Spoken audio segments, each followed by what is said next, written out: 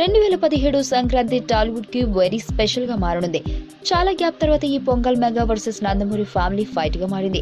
దాదాపు దశాబ్దన్నర తర్వాత Balayya Chiranjeevi box office దగ్గర పోటీ పడుతున్నారు.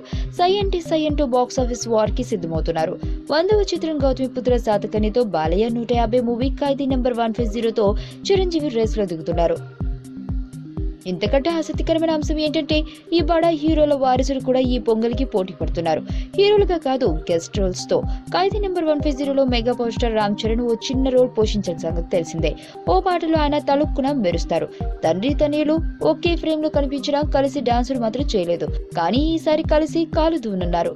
మగధీరలో ఇద్దరు కలిసి ఒకే పాటలో కనిపించినా కలిసి స్టెప్ లేదు. కానీ ఈ లోటు చిరు రీఎంట్రీ మూవీతో తీరనుంది. మరోవైపు గౌతమిపుత్ర శాతకర్ణి చిత్రంలో నందమూరి బాలయ్య ధనియుడు మోక్షజ్ఞ కూడా ఓ కీలక పాత్ర పోషించారట.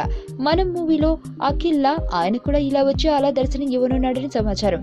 ఇలా అటు మెగా యువ వారసుడు, ఇటు నందమూరి యువ కిషోరం కూడా తండ్రుల సినిమాలు నటించి కయ్యానికి కాలు దూతున్నారు. గెస్ట్ రోల్స్ తోనే సై అంటున్నారు. మరి ఈ రేసులో గెలుపెవరిది అనేది ఇప్పుడు ఇంట్రెస్టింగ్ గా మారింది.